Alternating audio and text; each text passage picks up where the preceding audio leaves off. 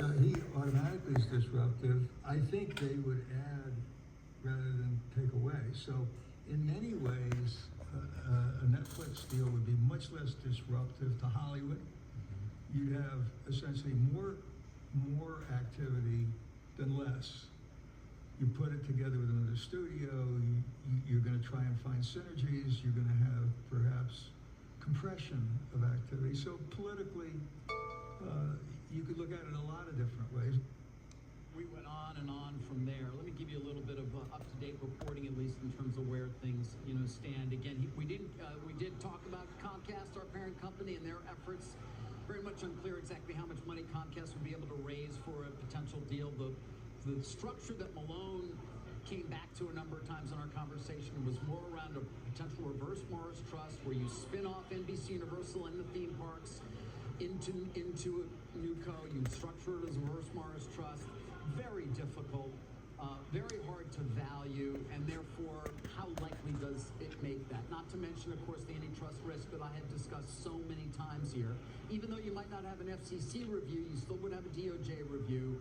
And as we pointed out many times, the president is no fan of Brian Roberts, the man who runs Comcast. As for Netflix, we'll have to wait and see whether they truly do move ahead with a potential bid here. Paramount, we know, of course, continues to have, and by the way, Netflix, my understanding is they have said to Zaslav, hey, if we were to do this, you'd run the studio. So he's got a job there if he wants it. And as for Paramount, which also has offered Zaslav a significant title and other things that go along with it, I think they're having a meeting. I think it's today in LA. Yesterday, with management, Paramount getting the take from them in terms of where things stand. So the process continues to move along. Same timeline as I've been outlining.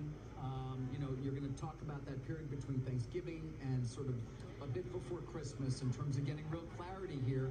Malone, as you might imagine, given he's a share owner, perhaps talking his own book a little bit, expects that there will be heated bidding, and that Paramount will have to pay in excess of, when I asked him, $25 a share.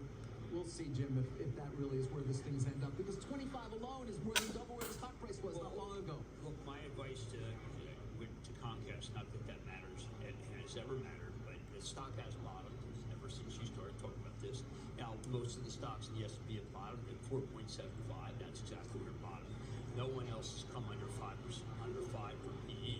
But that stock has, since you started talking about them doing something, people are beginning to take a look at it. Yeah. I think that's important to point out. It is. The effort itself is a complex one, conceivably, given they cannot use their own stock. It's not clear that they can raise the money potentially needed and or lever up to the level that they would need to, which they don't want to make it a cash deal in some way. And so you are dealing with these complex structures. I should point out, by the way, Malone, for whatever reason, didn't seem to think that there was a huge antitrust risk in Netflix owning HBO. I'm hearing very different things from many people. It's number 1 and number 4 in streaming. He thinks somehow he wouldn't even define streaming as a market. I may have more on that for you later. But that is certainly a point of contention as well, because the vast majority of the people I speak to think it would be an antitrust issue, and therefore perhaps one reason why Netflix would choose not to move ahead. Given what do you do with HBO and what does Warner Brothers do? How do you deal with that? There's a Netflix Experience Center at the King of in Philadelphia, though. Yes. Really? So I'm very excited. Yeah, really excited. I'm going to go down there and take a look. Watch bonds today. Got a little action on the 2-year.